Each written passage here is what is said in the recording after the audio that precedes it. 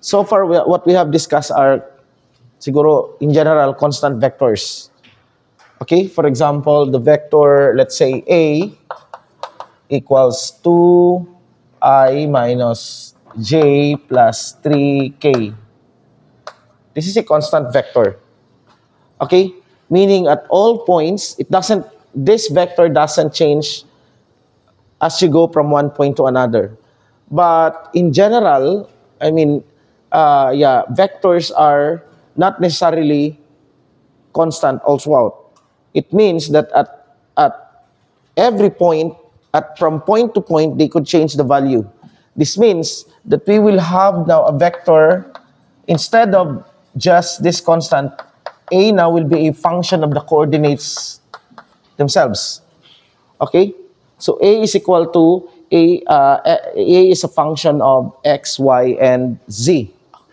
So how do we write this vector? Well, we can write this as ax, which is a function of x, y, z, plus ay, which is another function. It could be another function of x, y, z, and j hat plus az, which is another function of x, y, and z, k hat. The position vector itself, r, is of this function. What is the position vector? That is xi plus yj plus zk. This is not a constant vector. It changes. Okay? It changes as it goes further from the origin. You can see that this vector is increasing in magnitude, right? As x, y, and z increases, this r, right here, the length of r increases. So this is not a constant vector. This is what we call a vector field. Okay? So in general, a vector field A can be written this way. Okay? An example of this is, for example, A of x, y, and z is equal to x squared I minus x, y squared z j hat plus x squared z squared k hat. So this is an example of a vector field. Okay, it changes from one position to another. For example, what is its value at the origin? So at the origin, what's the origin? 0, 0, 0. A now is clearly 0i, 0j. Okay, also 0, 0, 0. Because all of these are 0. Okay. Another example, let's say from 1, negative 1, 0. What is the value of A? A would be equal to 1, negative 1. So this is I. That's just I. This will be all 0 because na z dire, right? Okay? So,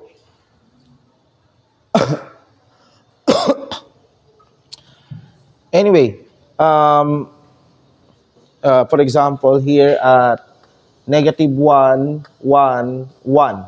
What is A? Negative 1, that is I hat.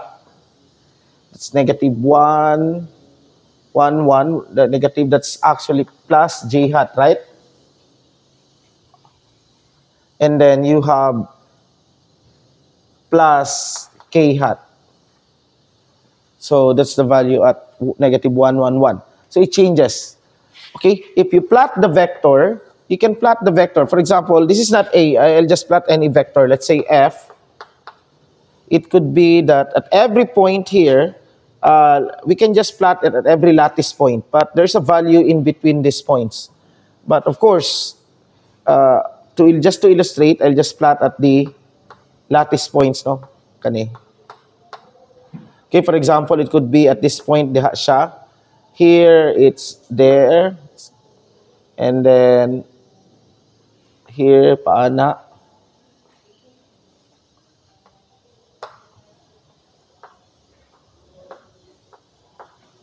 Okay? That could be the plot of the vector with different lengths. In general, it will, if you look at the picture, somehow it could resemble something like this, right? I mean, for this is like specific vector field.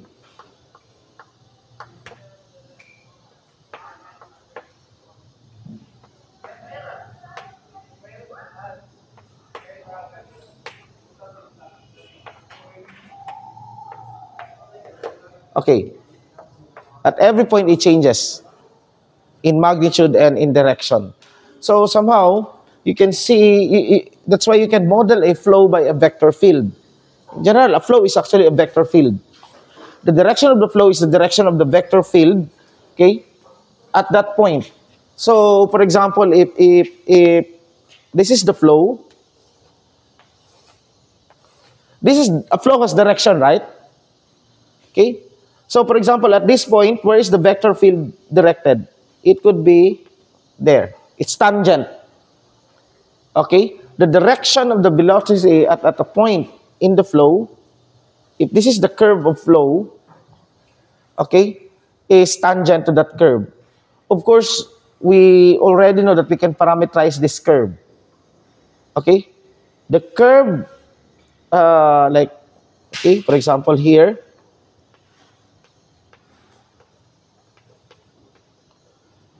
okay, and so on. And of course, we can parameterize a curve.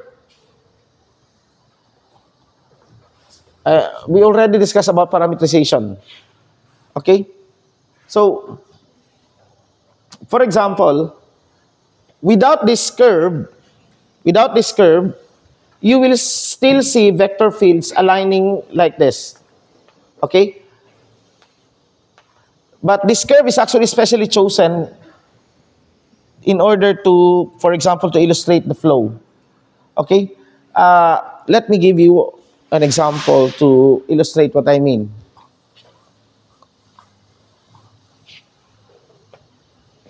Suppose we have this vector field.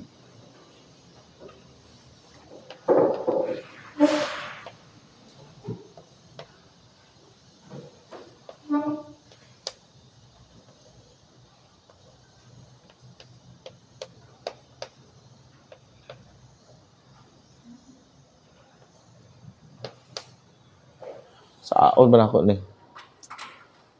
Okay, this is some sort of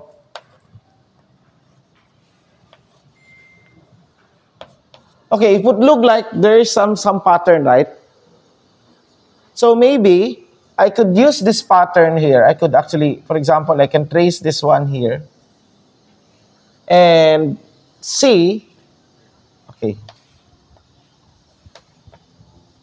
And if I'm going to put a curve here, let's say a curve C, at every point in the curve C, there's a vector. Okay? At every point in the curve C, there's a vector. Now, of course, that vector may not be tangent to C in general because this vector field, let's say let's call this vector field F, and the curve C may be unrelated at all. Okay? It could be that the vector field, again, the vector field F and the curve C, which is a scalar function, may not be unrelated at all. May be unrelated at all. Okay? Meaning that, for example, like this curve right here. It could be that this curve C here, let's just say, C1 is something like, there's something that in C1 such that if you, at every point in C1, F is tangent to it. You can have that curve at every point in C1. And you can see that C1 will be something like this. It will illustrate the flow, the direction of the flow. The path of the flow. Okay? See now, if C1 is every point in C1, and then evaluate F at every point in C1, and F is tangent to it at all points, then we can say that C1 is some sort of a path of the flow illustrated by F. I mean, yeah, represented by F. But for example, this is C2 here. And at this point, F is going that way. At this point, F is going this way. Okay? Here, C1 now may likely be unrelated to F. Okay? So, meaning that it's just the two are totally different thing. Okay? And yeah, it's look like F is random at every point in C. There's no pattern. Unlike this one here, that at every point in the curve C, there is a F is tangent to it. Okay? There is that kind of, yeah. And either way, we know that we can parameterize a curve. When we say that we parameterize a curve, we kumbaga pa, the curve as a scalar equation. So let's limit ourselves in two-dimensional space in order to illustrate this. Because in two-dimensional space, this is a curve. In three-dimensional space, that would be a surface. Okay? So in two-dimensional space, we're dealing with curves. So let's limit ourselves now in 2 dimensions. But this methodology is extendable to 3 dimensions. Meaning that we can just easily extend it to 3 dimensions. Just add z, and the curve C now would be in a function of f of x and y. It's a surface in general, or not just a scalar field. In general, it would be a scalar field. Okay. How to parameterize? C now, C, for any curve C, it will be given by the equation f of y is equal to f of x, right? This traces a curve. For example, y is equal to square root of r squared minus x squared. It traces the upper hemisphere, kana siya, of the circle of radius r. Okay? So this is an example of a curve. So in general, a curve, instead of this, we can write a curve as f of xy equals constant. Okay?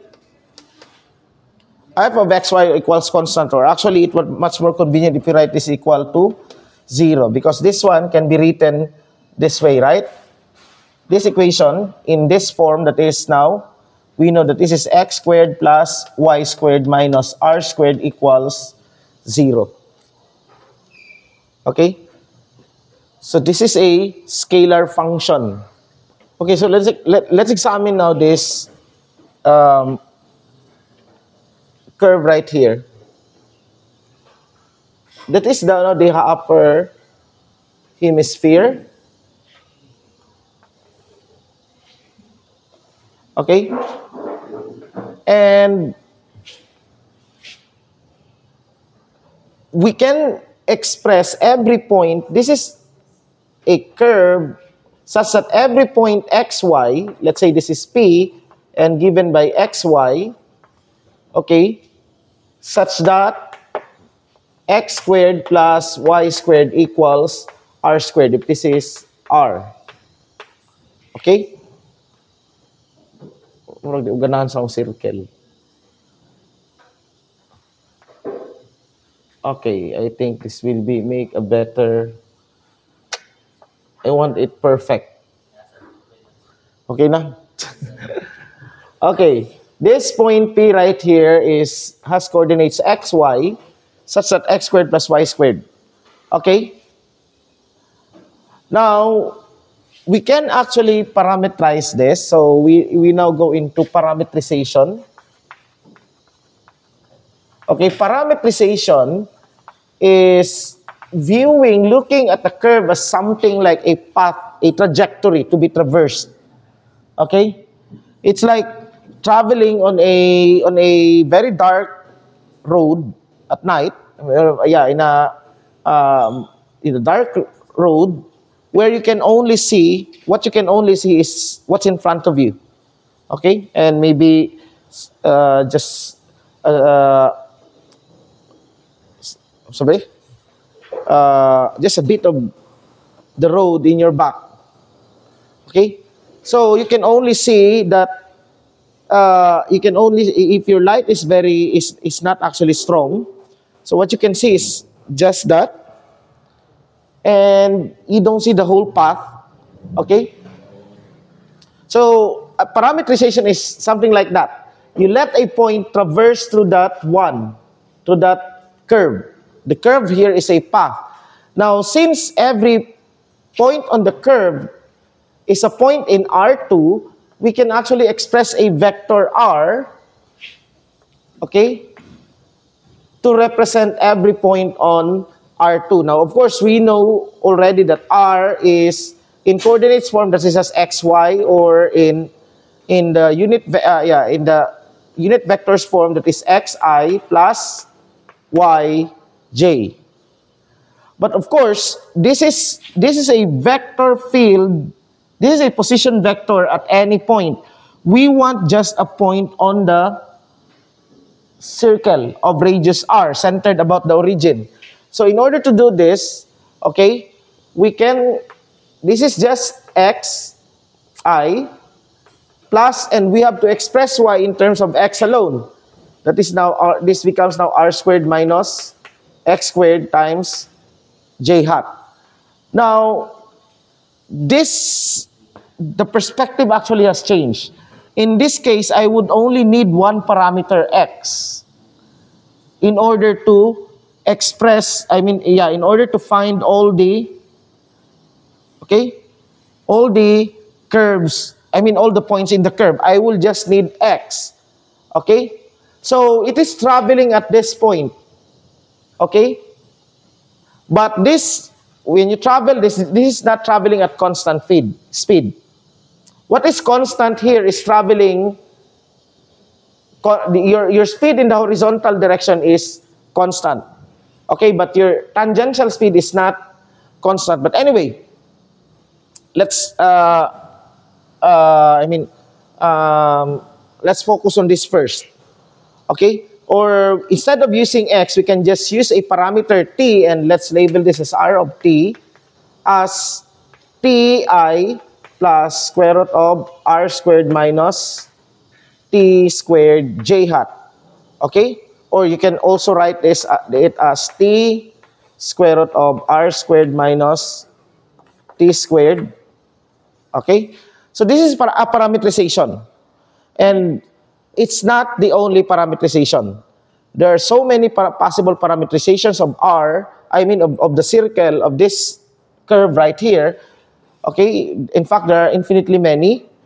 And we can just choose based on what we need. Okay? One possible parameterization is R of t is equal to cosine t, r cosine t I plus r sine t j. So this is just one of the possible. This is a parameterization. Why? Okay, if I'm going to take, of course, this is the x component, and this is y, right? Again, here, it's imposed upon here that x squared plus y squared equals r squared. So we can say that r is a curve is just a parameterization of the curve is just a position vector under a constraint. This is what we call a constraint equations. Okay, you could not go to any point, any x, y. You can only go to the point such that x and y satisfy this equation, and this is what we call a constraint. Okay, so if you take that x squared plus y squared, you will know that, of course, that r squared cosine squared plus r squared sine squared, factor out r squared, so that becomes now r squared times cosine squared plus sine squared, which is 1. So this is a parameterization of that. Okay? So this is our r. It points from the origin to that point right there. Okay? Now, suppose we have I erase this. Suppose we have a vector f, a vector field f. which depend on x and y. Okay? At this point, it's going there. At that point, it's going there. Okay? Maybe f is a flow. Okay? We don't know. Okay, I'll just use the flow of f. I'll just, okay, asa naman itong colored shock? Wala lagi. Okay. This is not a, okay. Anyway, ako na lang yan, ano, f is going like, is, kaname o ni f, at this point, f is going that. Okay, now at every point in R, f also has a value. For example, at this point here, f is going that way. At this point, f is going there. At this point, f could be going there, and dito, dire, to, here, and there, and so on. There is quite big. Okay, so these are the values of f on the curve. Let's call this curve C. Okay? Okay? So, kanisha. So, what is the, how do we visualize this? It's like you are traversing a curve, you're traveling to that path, and along the path, you are being, there's a wind, of course. Let F to be the wind direction, the wind, the flow of the wind. So at this point right here, the wind's blowing that way. At this point, the wind's blowing this way. So technically, that wind will have an effect on you. Okay? You have to counter that wind, right? Okay? You have to counter that wind in order for you to stay in the path. That's what we will be interested in. Okay? Somehow the effect of the wind to this vector, to this curve right here. And that curve is parameterized by R. Okay? So, nasabtan ang kuha na picture out ninyo, no? Okay.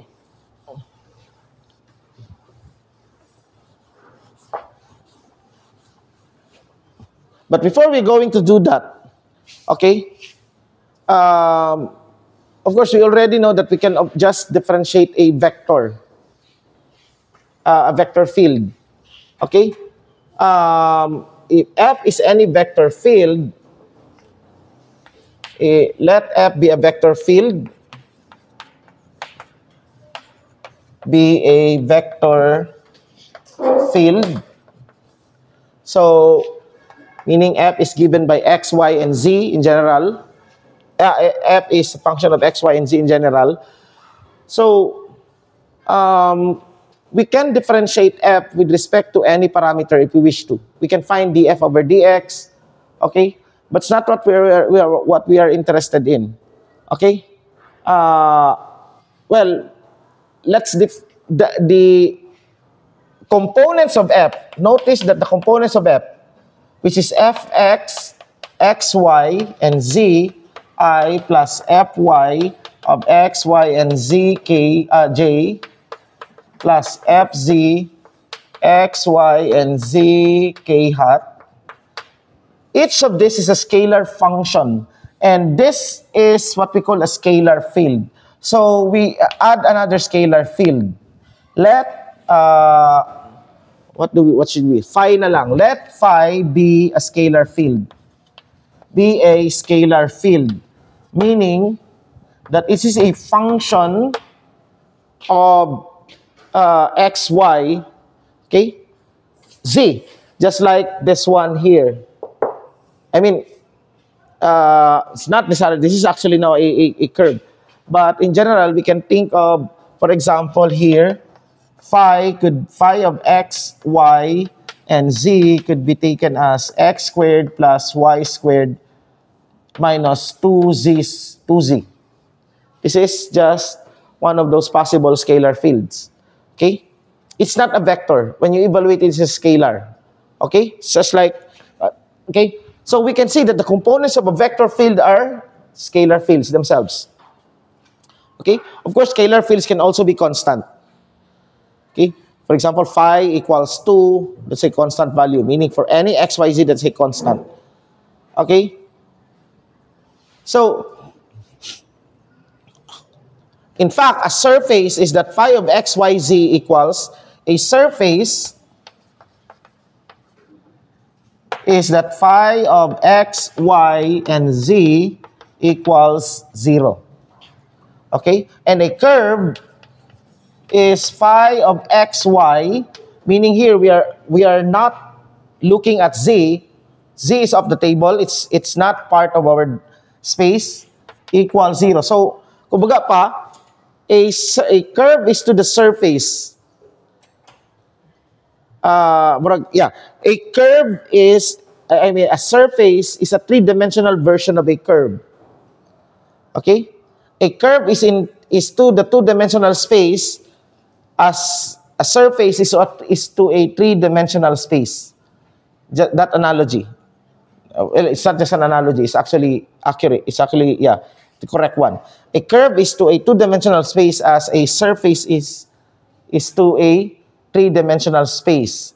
But of course, we can also have curves in three-dimensional space. We can also have curves there.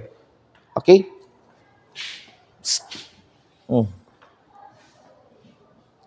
So you have a scalar field now. Now what can we do with our scalar field and vector fields? Okay? So,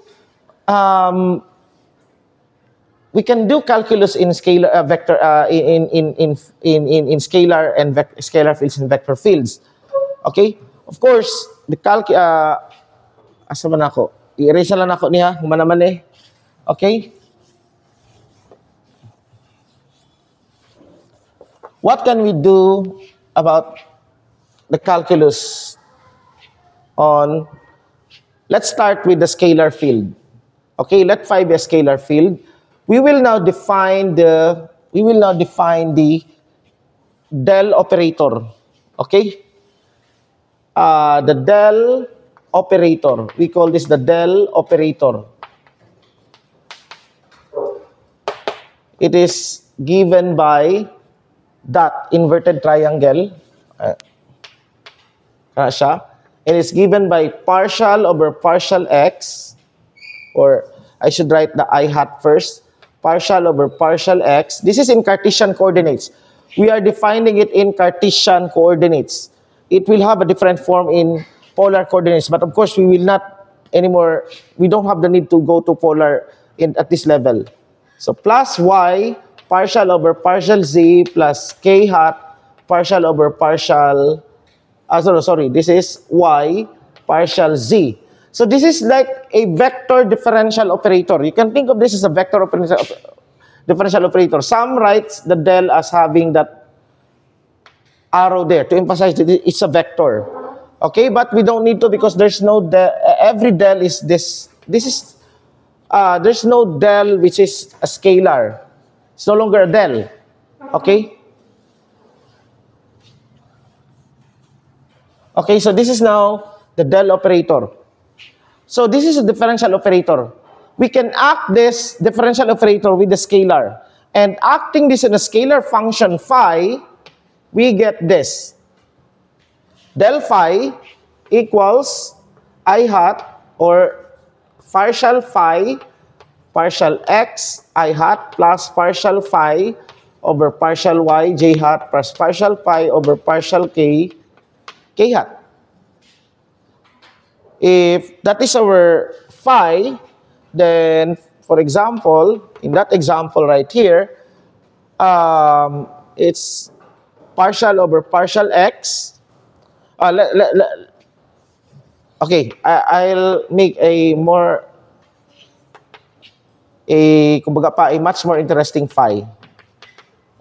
X squared y minus xy squared z squared. Okay, let this to be our phi.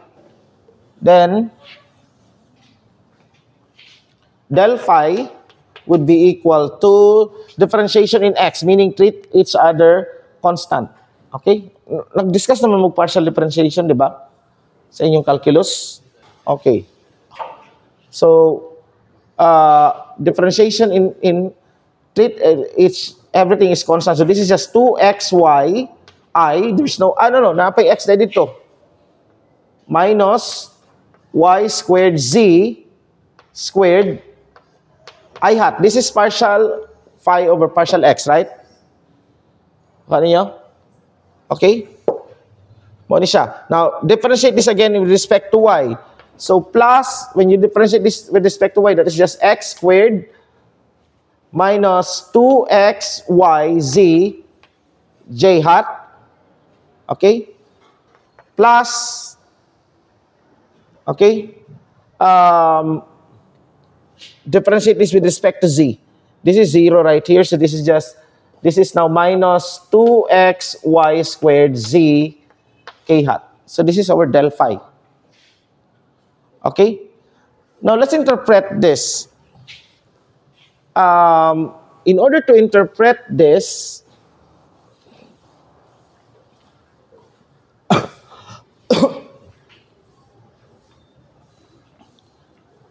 we know that from your multivariable calculus, if you have a function phi of x, y, z, then d phi, the total derivative of phi, what is this? This is given by partial phi over partial x dx plus, right? dy plus partial phi over partial z dz, right? This is the total derivative. Okay? Now, as you can see, this del phi right here and d phi are very much almost, they look the same. But this is a vector while this one is a scalar. In fact, in calculus, these two are actually called duals. This is a dual vector space, but of course it's quite advanced. This is the dx, dy, dz this is a differential form. This is what we call a one form, but it belongs to advanced calculus, that language. So we're not going to use that. But just notice here that this one and that one are almost identical. Only that it seems right here that this is like a vector space. In fact, this is a vector space in which the bases are, the unit, the vectors I, j, k are replaced by dx, dy, and dz. Now, how are they related? Well, they are related because these are actually dual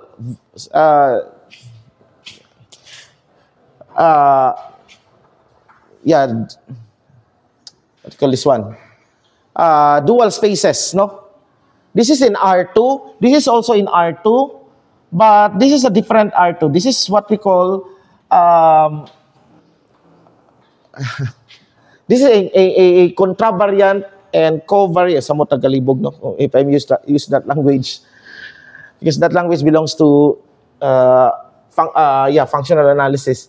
But anyway, we can see here and you can show that, okay, if we have R given as x, y, xi plus yj plus zk, what is dr? Dr, of course, we can also find the total derivative of a vector, right? Okay? Dr is just equal to dxi.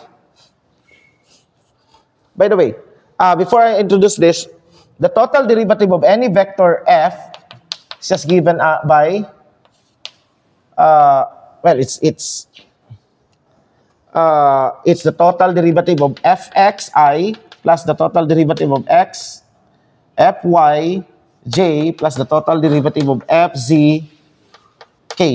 And of course, fx is something like this. It's a scalar, right? Scalar field. dfy is also like this. Okay, so muna siya, no? So meaning that dr now is just equal to, that is just dxi plus dyj plus dz k hat. Okay? Now, we can now relate actually the two by, as we can see right here, we can just say that d phi is just del phi dot dr. This is actually the relation. D phi is del phi dot dr. And tanawan ninyo, you dot this to that, di ba, kani? What you can see, unsa may dot product, di ba?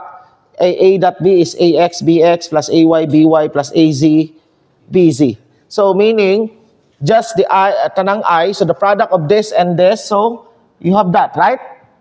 Plus, this, and that. So, you have this. Okay? Nakuha ninyo?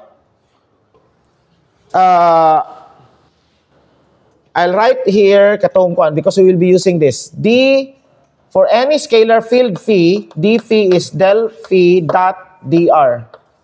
Let's interpret this. Okay? Now, phi could be any function x, y, and z. Okay? But for example is you have x squared plus y squared plus z squared minus r squared. Okay? This is an example of that possible scalar field.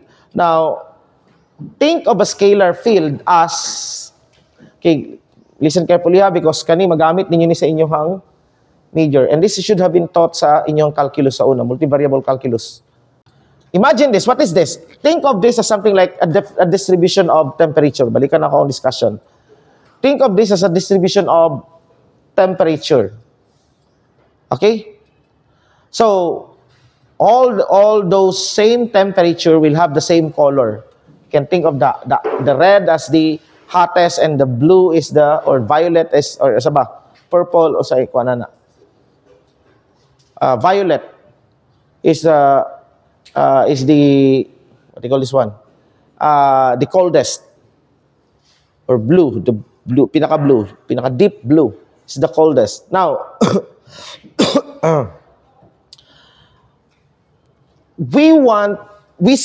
in this is temperature, then we would see colors in this room, right? Suppose we can see those temperatures. Like you have a camera that can map the temperature, that can see the temperature in the space, every point in the space. What would you see? You wouldn't see light, you wouldn't see people, you would see temperatures, right? You would see colors. Okay? Now, those colors, you may want to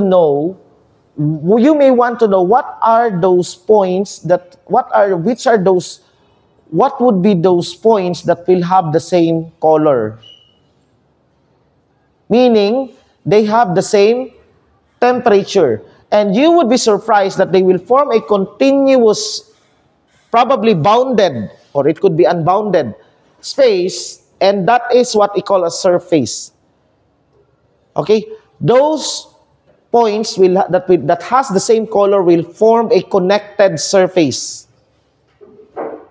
Okay? Well, not necessarily connected. It could be simply connected. Hindi na ako magamit ng mga advanced na mga terminology, but something like it's a surface. Kabalo man siguro mo sa surface, di ba? Okay, it forms a surface. Okay? So, they will have the same color, and you can see that surface is regular. For example, like here, if I'm going to set this to be, let's say, 0, I want to find those points in which their temperature is 0. 0 degrees. 0 degrees Celsius. And as you can see, when you set this to 0, all of those points that has the same color will be a sphere. Right? No, this is a sphere already of radius r. This is the equation of sphere of radius r. Nakuha? Okay.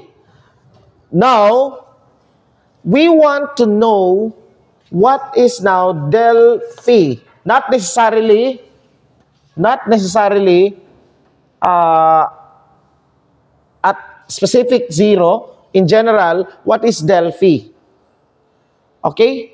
But it's very difficult to imagine this.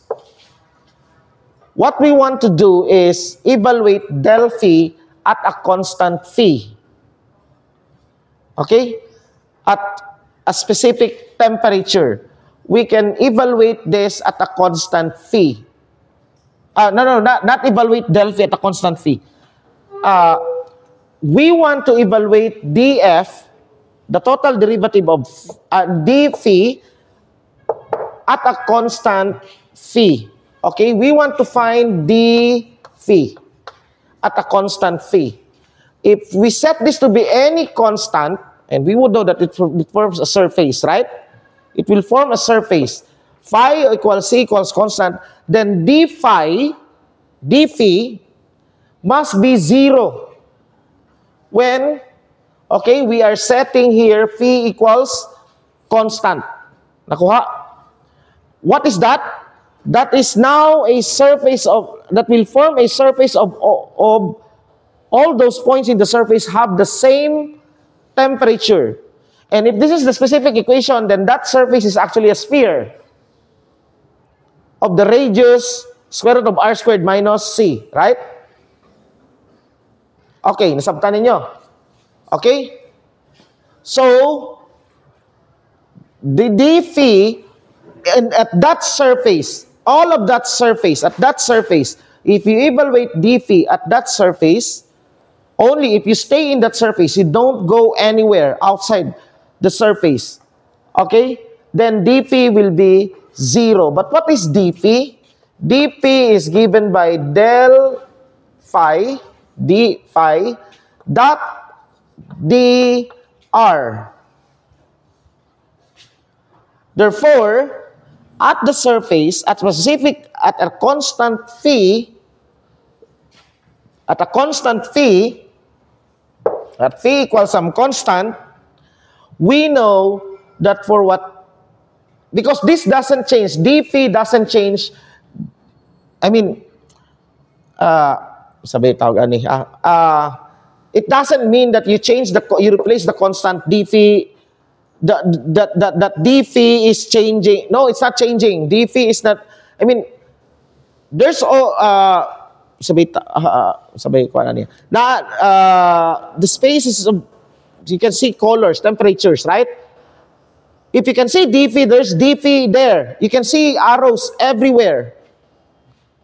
But you will be surprised that when you evaluate, suppose that, okay, how to make sense of those arrows everywhere in space. Now, let's take for phi at a constant c, and you would see a surface, right?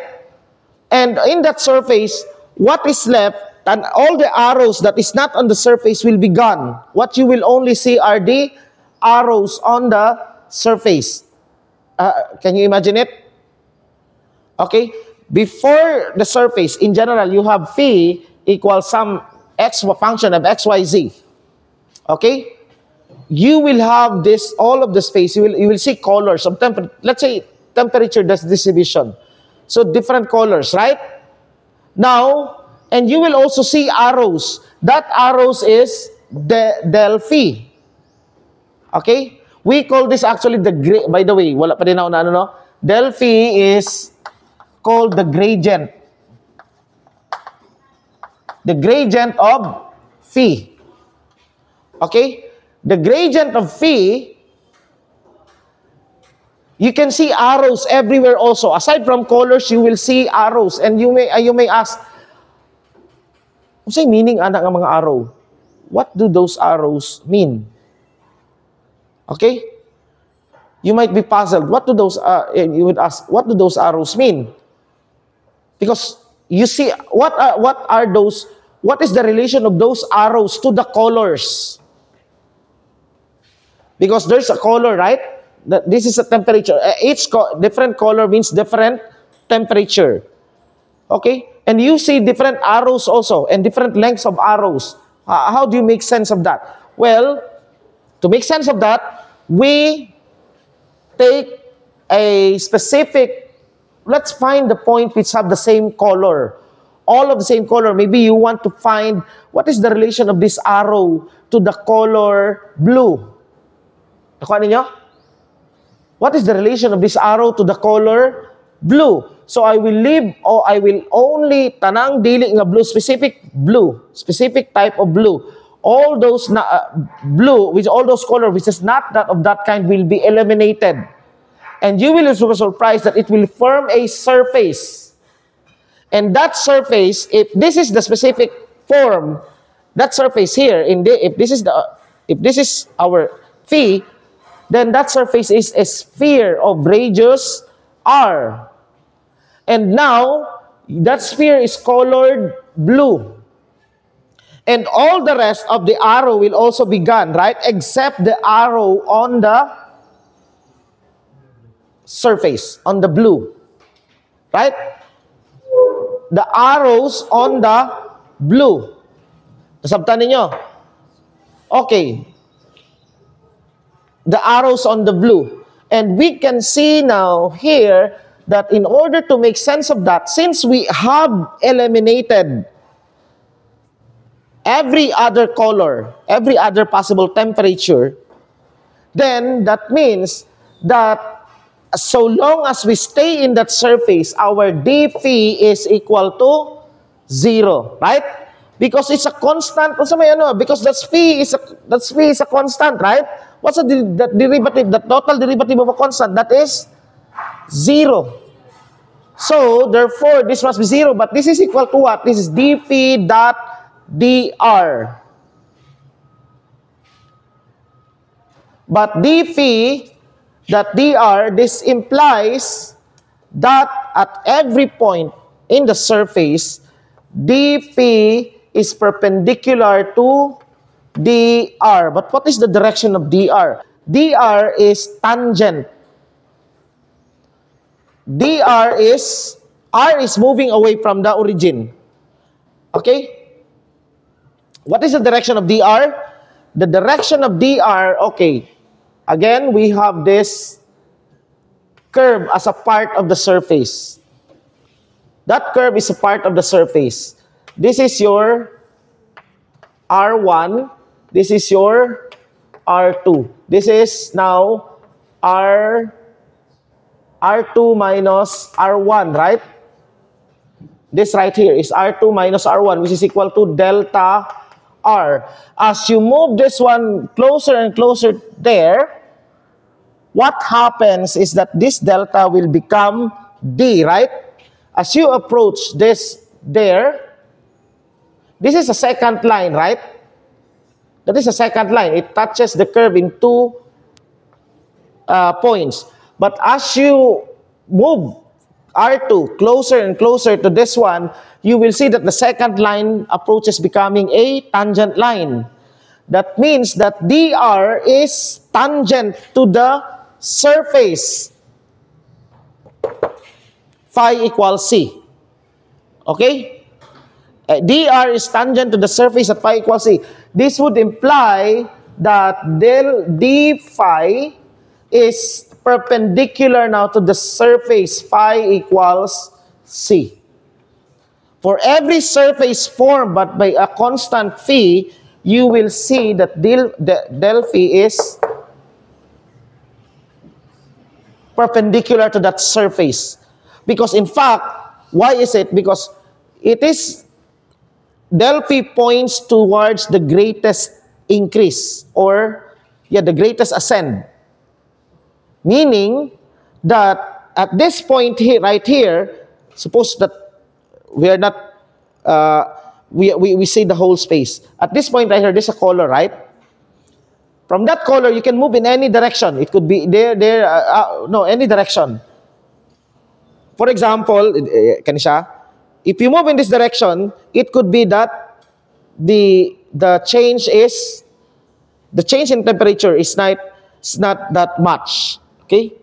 Gamay, gradual. But in this direction right here, it's very fast. It's actually changing from blue to automatically to yellow. Pero pag dire, same increase, same change, would blue to darker blue.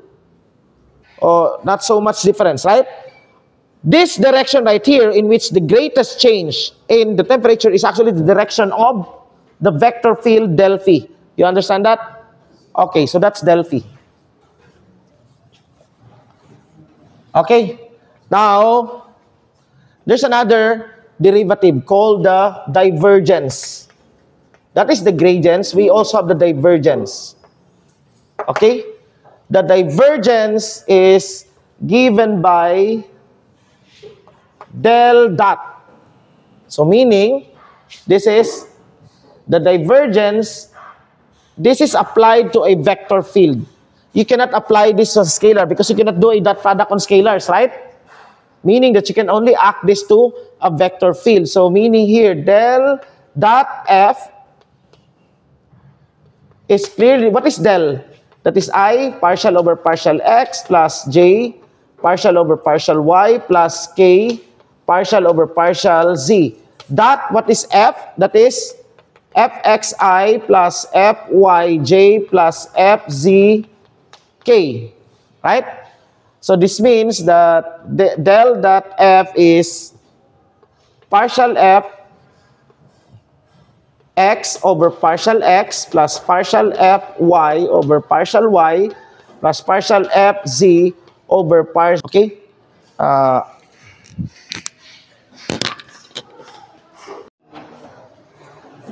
Okay, sige. Be? Sulod pa? Oh, okay. Now, here, the divergence is a scalar. Now, it's not it's not basic to illustrate, it's quite difficult to illustrate this one, but something like the divergence tells us something about, how do I say this? The divergence at a point, for example, you have a point here, and there are vectors, there could be vectors that's actually approaching that point, okay? In the neighborhood of this point, the neighborhood of that point. There are vectors that is approaching that point, and there are vectors that flows that is leaving the neighborhood of that point, just the neighborhood of this point, okay? Approaching the neighborhood of that small neighborhood of that point. Some vectors are approaching that.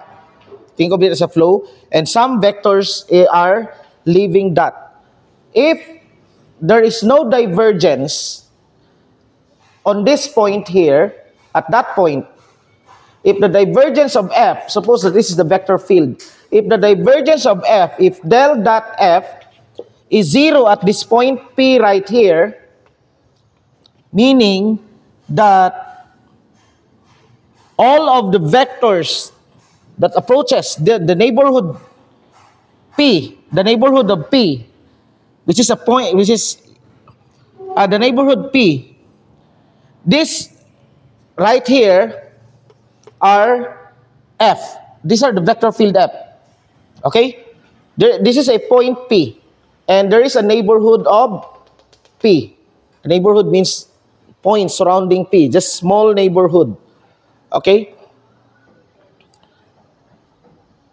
If the divergence of F equals 0, then all of the vectors that approach this neighborhood of P, approach P through its neighborhood, will also leave.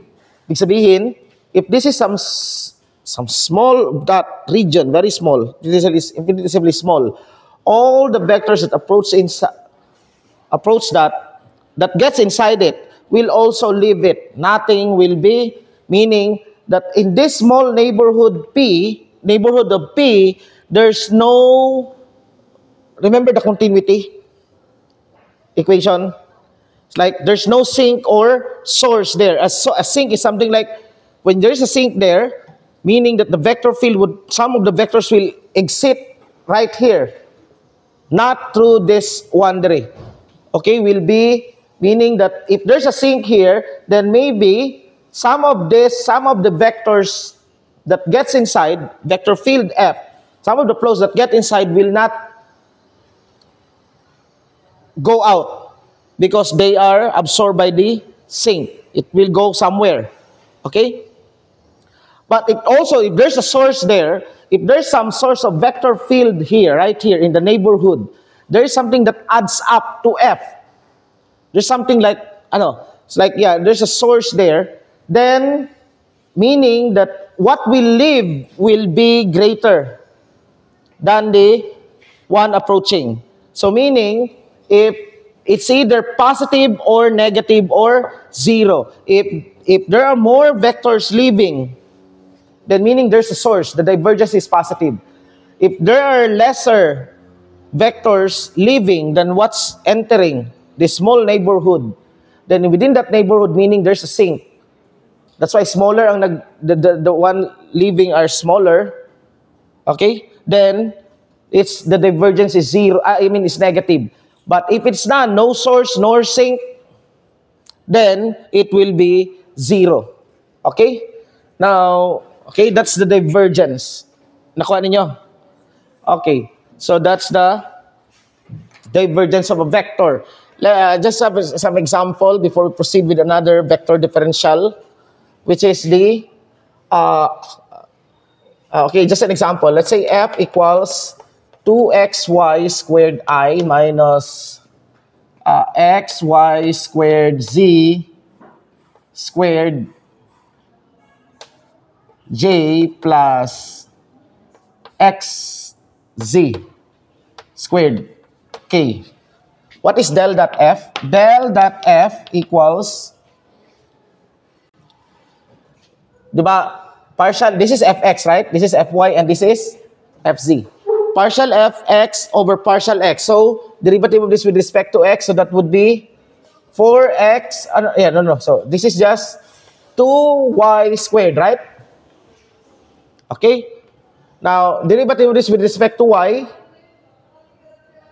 that would be minus 2x y z squared. Derivative with respect to z, that would be I'll just take this as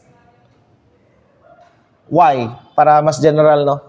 So this is 0, right? Ara lang. Okay, there can be z there. Okay, so let's take this to para kanilang. Now, what is now del f at the point, evaluated at the point, siya? At the point 1, negative 1, 1. This is 1, negative 1, 1. This is 2 times 1 minus 2 times 1 times negative 1 times 1, right? This is 4, right? This is positive. Sakto ba? Yeah, it's 4. Okay? How about at 1, 1, 1? This is 2 times 1 minus 2 times 1 times 1 times 1. And this is 0 at 1, 1, 1. Okay? So, it's easy to evaluate the pero you need to have an understanding on what is this del because in the next theory that we will be discussing, it will be very dependent on vector fields. Okay? So, now, the next product, okay na ni? I erase this one now. The next one now will be the curl. This is the divergence, the curl.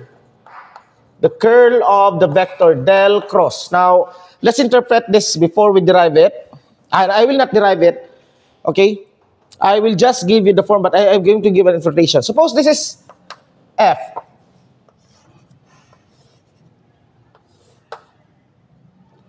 Now, this is the, straight man ang vector, no? Pero, let's just take this to be two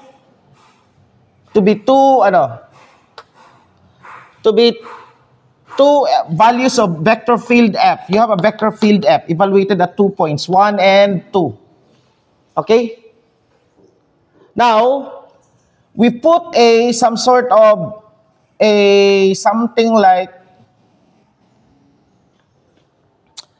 a stick right there, like itong popsicle stick ba? Small popsicle stick. Now think of this as the flow of water. It could be the wind. This one will create a torque on that direction. Will rotation in this direction. Kani siya, ano ba? This one will create a torque on this direction. Right? Okay?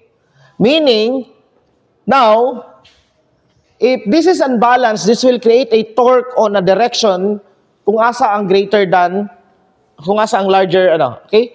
It will create a torque in the direction in which, where the larger flow is directed.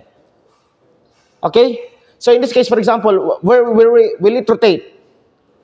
It will, right? Possibly in this direction because this is much greater, right? Now there is this, it will rotate this way, right? Considering the pivot point is somewhere in the middle, right there. The pivot point is the middle. This one will rotate paana. Okay? It will rotate on this direction. Meaning that the axis of rotation is this. Right? This is now the axis of rotation. The axis of rotation is always perpendicular to the direction of rotation. Okay? This is now the axis of rotation. It will rotate about this axis. That axis is what we call the direction of that axis of rotation is what we call the direction of the curl. In fact, the curl of the vector del cross F, here, del, we know that's del, right? Of course, given the formula of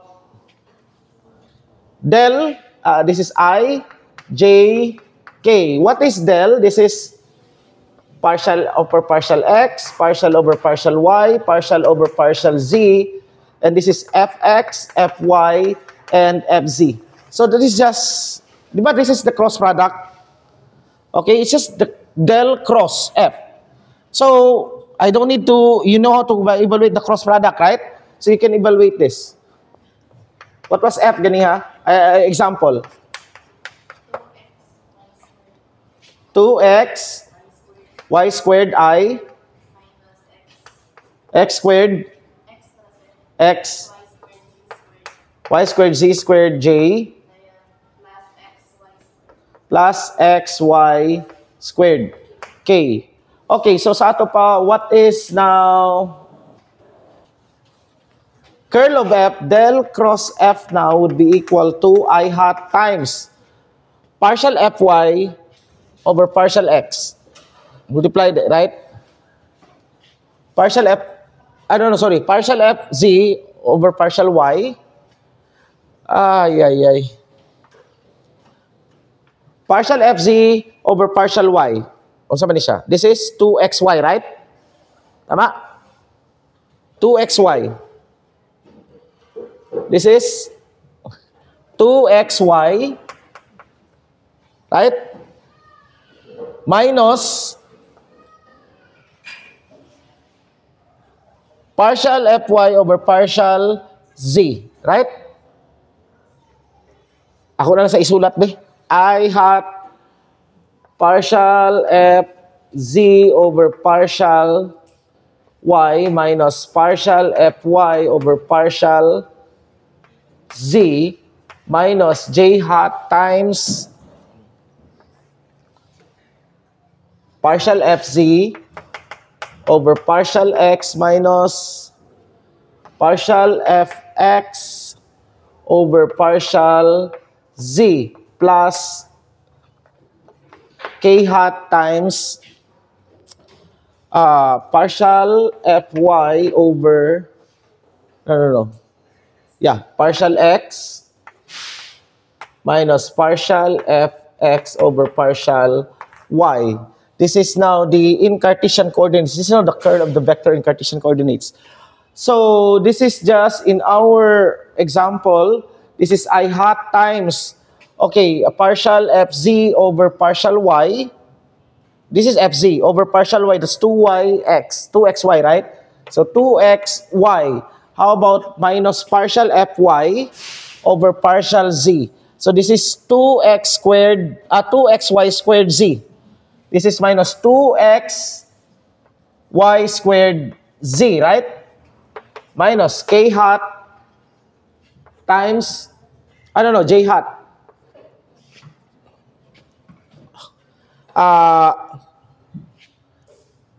Partial fz over partial x. This is fz over partial x. That is now y squared, right?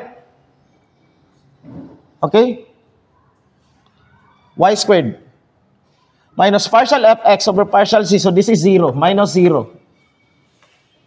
Plus k hat times, okay, partial fy over partial x. Partial fy over partial, this is just minus y squared. Minus y squared z, z squared. And then, partial fx over partial y. That is just 4xy. So, minus 4xy. If I have not made a mistake, kindly review this one later. This is correct. Okay, so this is just equal to 2xy times 1 minus yzi, and then kani minus y squared j minus y times yz minus 4x plus 4x, or 4x plus yz. 4x plus yz squared k hat. So this is now my curl of f. And of course, you can evaluate this at some point. The curl of f at the point 1, 1, 1. What is the curl of f? Del cross f at the point 1, 1, 1. You can just substitute. Okay? Now, what is this curl? This is the direction of the curl. The direction of the rotation. So, you use that right-hand rule. Like A cross B. For example, they're same as, we use the right-hand rule in the A cross B, right? The direction of the curl is, if this is, okay. The direction of the curl of F is, you cannot use that kay wala may wala may right hand rule dire. Di man sa ano. But the direction of del cross F is towards the direction of possible rotation if you put something dire. Of course, it has to be small enough, infinitesimally small. That rotating something is infinitesimally small. So that's the curl of a vector. Okay? So this is the word curl. Now, what happens when the vector has no curl? If del cross F equals 0, then this is what we call an irrotational vector. This is what we call an irrotational vector. If the 0 curl. So, for example, meaning lang ana, at every point, if you put something right here, it will not rotate because the two are actually countering it. And from this one, what will satisfy this one is clearly the position vector, right? The position vector has 0 curl. The position as vector has 0 curl. Because this will be, yeah, it has 0 curl. Can show that the position vector has 0 curl. Okay?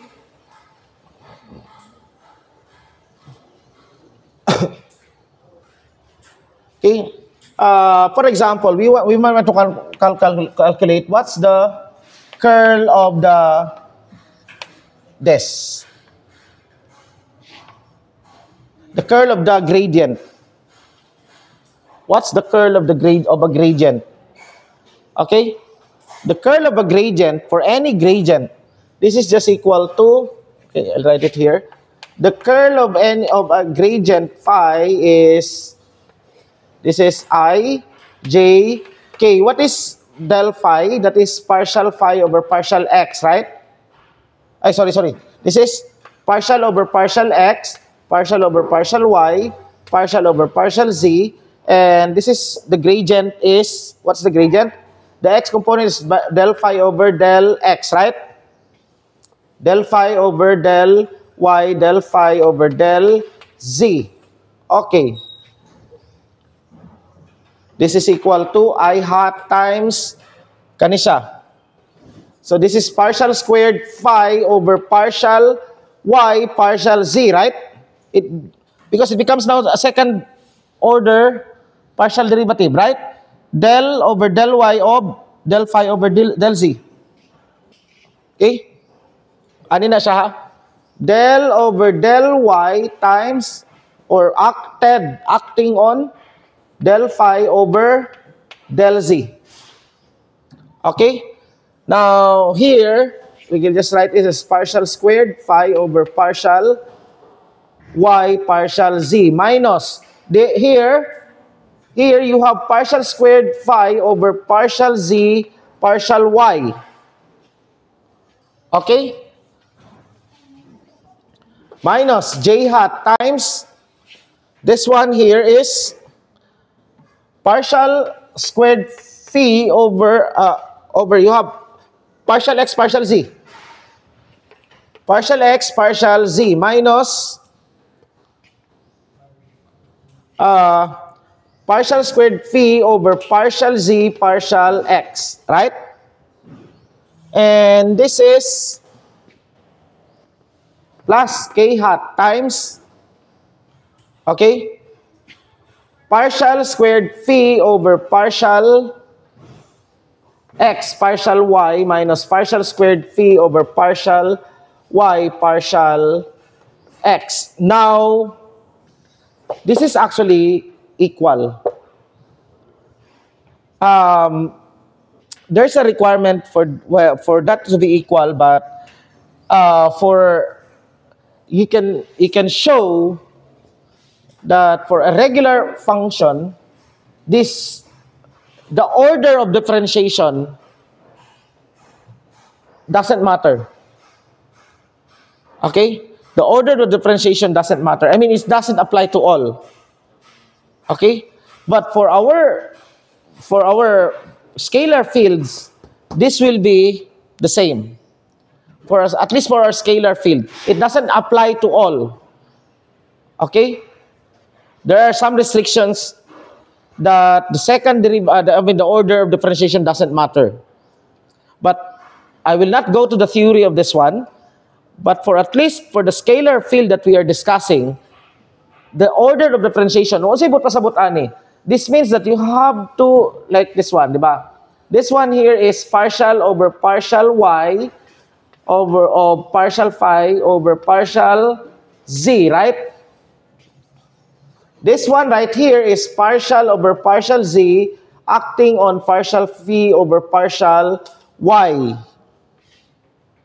Now, this one here is differentiate phi in terms of z first and then differentiate it in terms of y. This one is differentiate phi in terms of y and then differentiate it in terms of z. Both are, for our scalar field function, this is the same.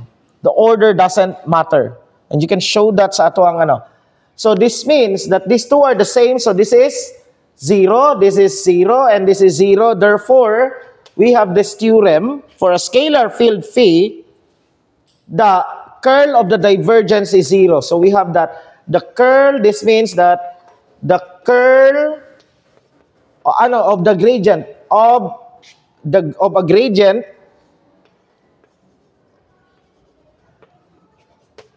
is 0. The curl of a gradient is 0. Okay? Why is that? Well, because this is given from the fact that the gradient, the curl of a gradient is 0. That the gradient is perpendicular to a surface formed at constant phi. And this is perpendicular to dr. And any perpendicular vector to dr would be somehow some sort of this is, di ba,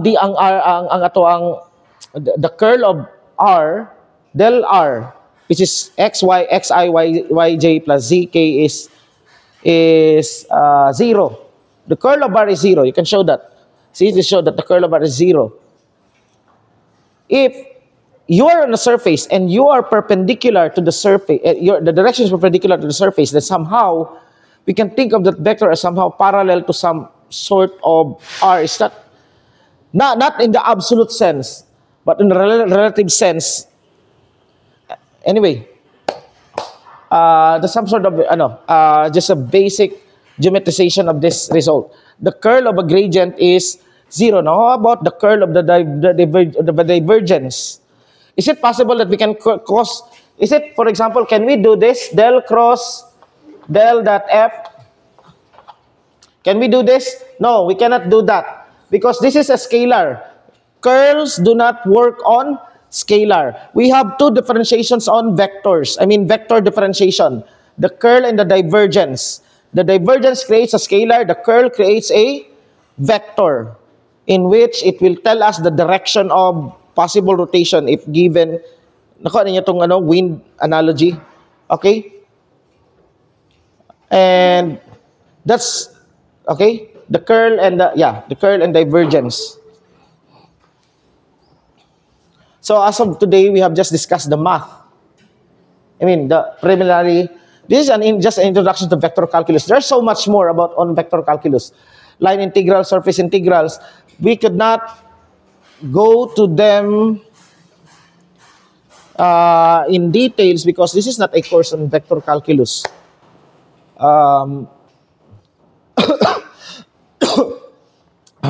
Actually, part na niya, ma-discuss niya sa, usually, di niya siya ang uban, dili niya siya maabtan sa multivariable calculus.